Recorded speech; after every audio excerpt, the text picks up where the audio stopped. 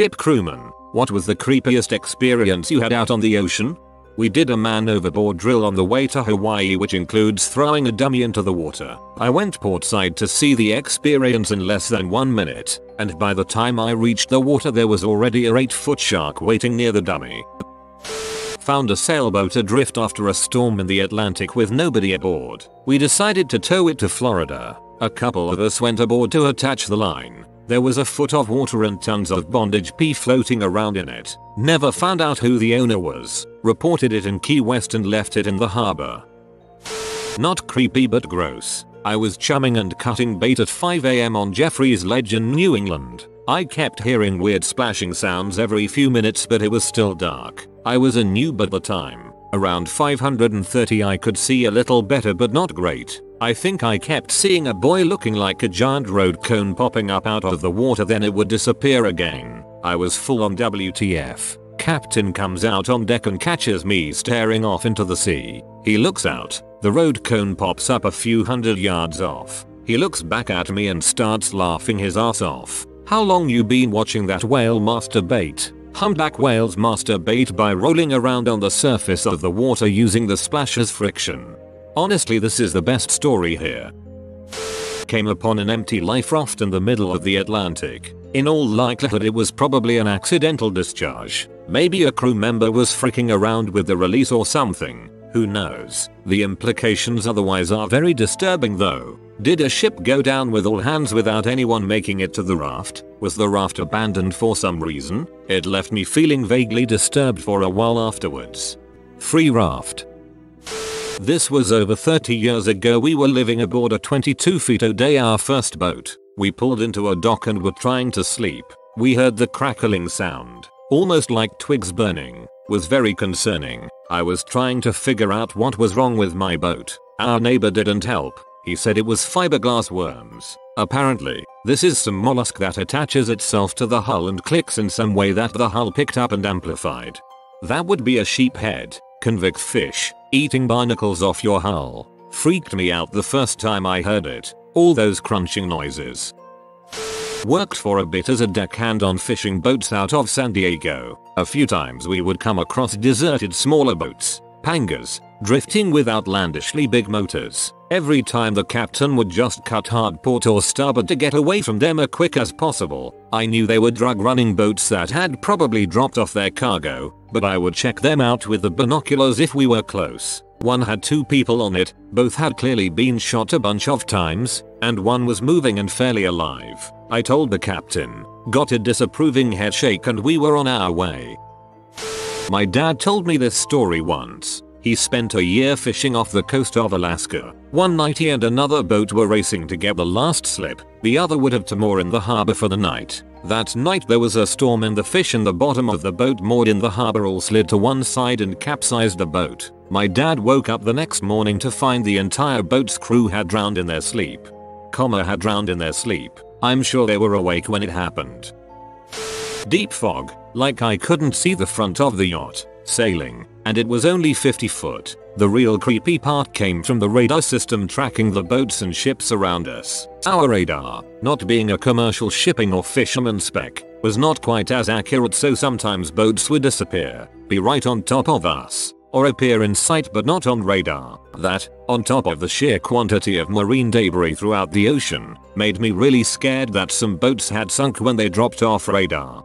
Especially in the months after Fukushima, the situation was terrible in the Pacific. The number of boats adrift and lost was among, if not the highest it ever was in the history of mankind.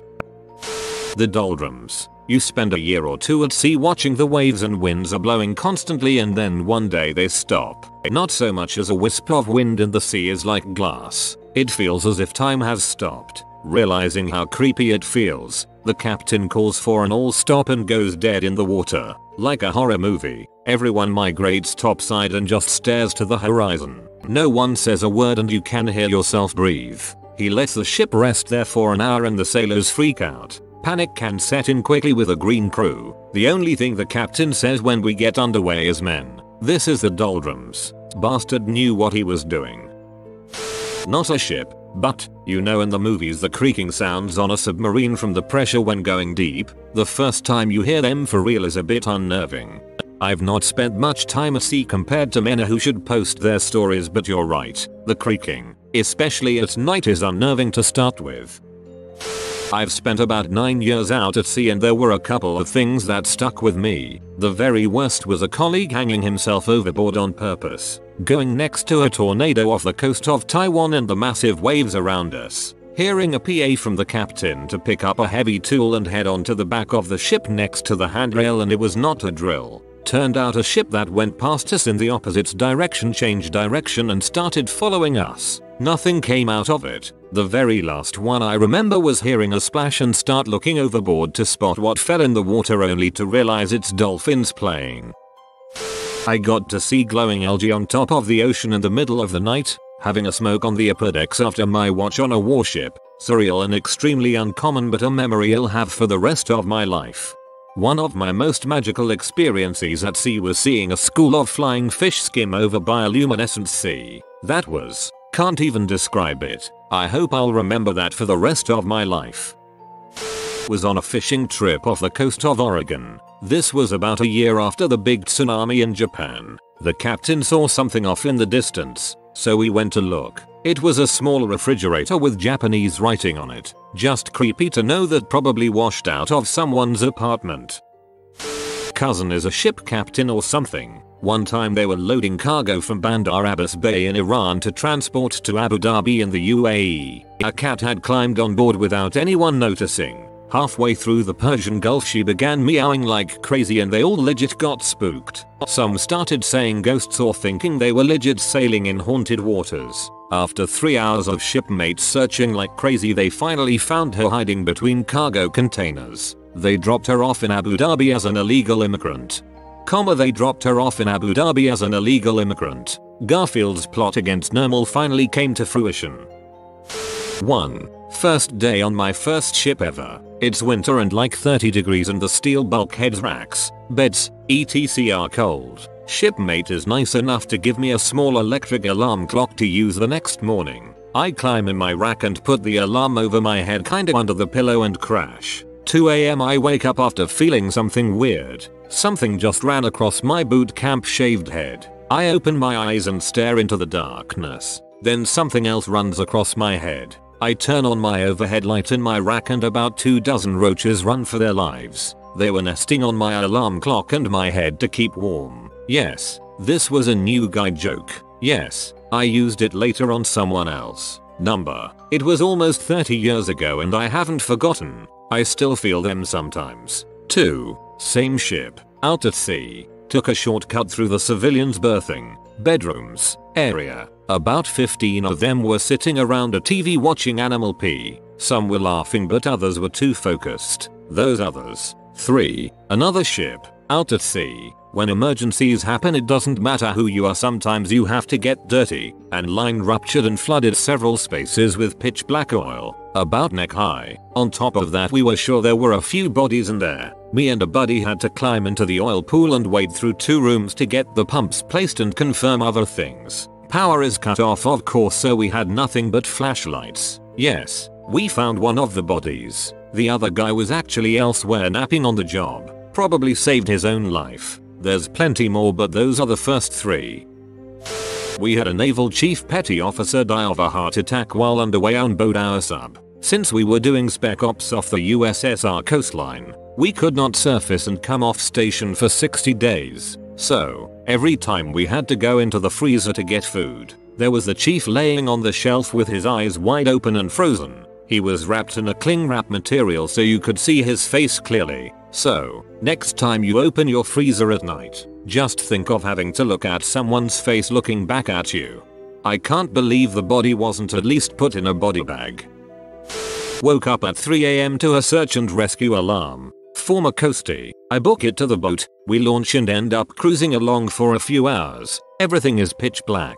One of the crew members are looking over the side at the bioluminescent algae being kicked up by our wake and says he saw something big roll over in our wake. We explain it was probably a shark, and about 15 minutes later a deep fog sets in. The fog is reflecting our running lights so it looks like we're in a hallway or tunnel. Everyone gets a little more tense. We start keeping a close eye on the GPS, and then the photometer alarm goes off. We are in 5 feet of ocean. The alarm stops. We are in 300 feet, and then 3, and then 250, and then 6 feet. Something was swimming very close to the bottom of our boat. It was such an eerie experience. We never figured out what it was. Perhaps whales? Or the Kraken? We got to the boat we were rescuing and everything else was uneventful. There's something wonderful about being on the ocean in the middle of the night, but things can be very strange too. US Marine here. During a float on a boat to operation. Top secret. Destination. Unknown. One of our own were lost at sea. I guess they just jumped overboard at night or something. Kinda depressing. That's a crappy way to die. Anyways, their coffin rack was adjacent to mine, and we left the rack made, and for some reason, the sheets kept on getting messed up every day. It was pain in the ass to keep making the sheets. We stripped the rack, and we figured that no one should be sleeping in there since there were plenty of other vacant racks in the berthing. But someone would keep making the rack, and messing the sheets up in the morning. I know aircraft carriers are big, but could someone really fake their own death on one and get away with it? There's no way someone would be sleeping there, because we'd noticed someone climbing up on the top bunk, and the duty would have been posted at the entrances to the berthing. It was just creepy seeing the rack being made neatly and then messed up in the morning. A friend, a captain, asked me to help deliver a sailboat from featuring Lauderdale to Houston. I was a somewhat inexperienced sailor. Only sailed for fun a few times, short trips, but he was able to get me $100 a day, so I said why not. I was between jobs. It was 3 of us, me, my captain, who is a very experienced sailor, and the new owner of the ship. Once we got to Anna Maria Island on the west coast of Florida, we prepared for the longest haul of our trip. The first time we'll be away from the coast going through the Gulf of Mexico. We did a 4-hour shift. Then you'll get to sleep or do whatever for 8 hours until your next 4 hours. The eerie part for me was my shift. Alone. Pitch black darkness in the middle of the ocean. No moon out. You also have to avoid a lot small oil rigs. Some still active. Some not active. Some marked with lights. Some not. You'd hear explainable sounds, etc. I don't know if it was just my head freaking with me, but that one overnight shift was pretty tense and scary for me. Towards the end of my shift we hit some pretty bad rain and rough seas. My captain took over. I went to bed. I get woken up a bit later to crazy rough seas. I go back on deck, and my captain and the owner of the ship just yell, "We have to turn back. We lost our GPS." Apparently the wind knocked it off the top of the mast and into the ocean. So there we are now, rough seas, pitch black and with no GPS. Luckily my captain is old school and knows how to sail with just a chart. So we made it back to Anna Maria and purchased a new GPS. The whole event was just surreal and I was definitely worried a few times. The rest of the trip was uneventful. The next nights had nice bright moons, calm seas, and that made it a little less eerie. This is why you should always have an emergency backup sextant. I was on ship during Hurricane Katrina in the Gulf of Mexico. During the worst of it the wind made the most eeriest noises and the ship was creaking and making all sorts of metal on metal noises a ship shouldn't make. My buddy and I were about 20 miles west of the Lower Keys, in the Gulf of Mexico. We were on his Bertram looking for dolphin and wahoo when we see a boat in the distance heading our direction. We weren't under power or anything, just drifting and drinking beer. The boat gets closer and we see smoke. It was pretty much a burned out cabin at that point, but still running. It just idled by. We yank our lines up and go run it down. Luckily no charred corpses, that I could see. I kick it into neutral with a gaff and we decided to see where it came from. On the way we reported its location to Coast Guard. We drove that general direction for probably 10 miles. Didn't see a single thing. No other boats. No life jackets. Nothing. Hopefully the people who were on that boat were picked up safely. It was like something from Walking Dead. Just a burned out boat floating on by.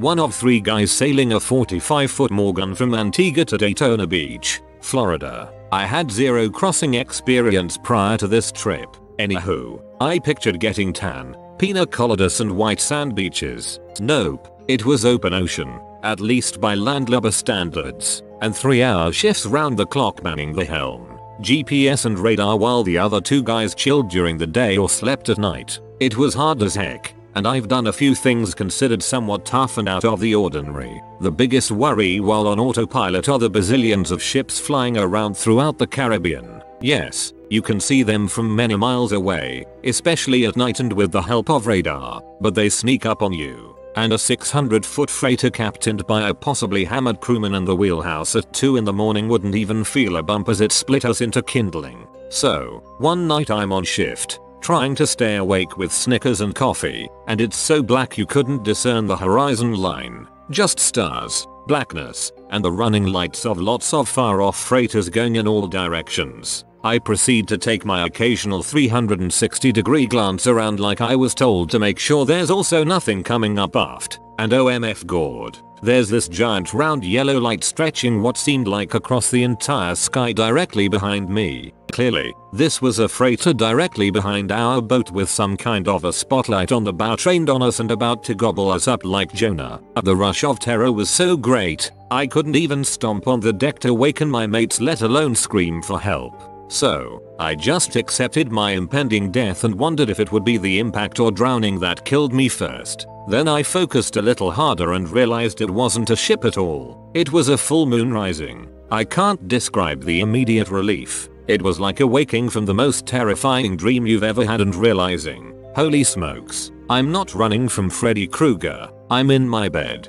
Sailing a crossing like that I learned is hours and hours and sometimes days and days of endless boredom punctuated with short periods of DEFCON 10. DEFCON 1 is the highest alert level, with the greater the number, the lower the guard. Not my story but my grad advisor. He is a sailor and after getting into grad school, he took a year off to sail the world. He was in one of the last long legs, South Africa to Brazil. He accidentally turns off the auto nav thinking it was the stove. He was also the cook. Thinking oh crap, he quickly turns it back on and fries it. The following is a good 3 weeks of not knowing whether the captain or the only other sailor will go nuts and kill him in his sleep for fricking up. He bailed in Brazil and took a plane home.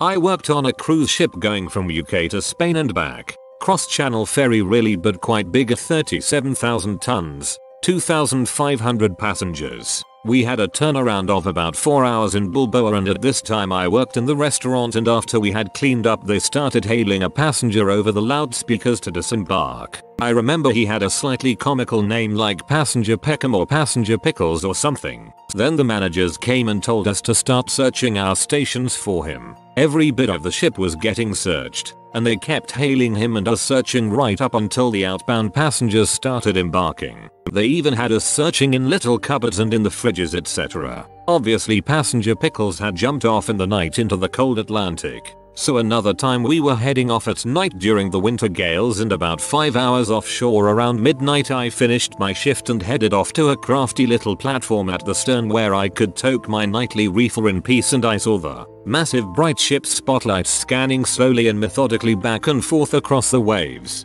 I guessed this was for a jumper and sitting there slightly baked I could imagine perhaps glimpsing a last sight of some poor doomed soul struggling in the chop and wake before disappearing off into the vast black expanse of the Atlantic. An office later confirmed the spotlights at night were for someone who had apparently jumped off a ship that had passed in the opposite direction. Had a friend go out night diving in Wellington Harbour, turned around in the water and saw monstrous great white swimming straight toward him. Turned his flash off, for some reason. Found a wrecked up yacht off the coast of Bermuda with one dead man and one half drunk and injured man. We thought no one was alive until the one guy screeched at us. This is Pajama Doggo. He can only rest if you type sleep well doggo, sleep well doggo. If you are new to the channel, you can subscribe. I publish new videos every day. Until then, check another video, or don't. Either way, have a great day you magnificent people.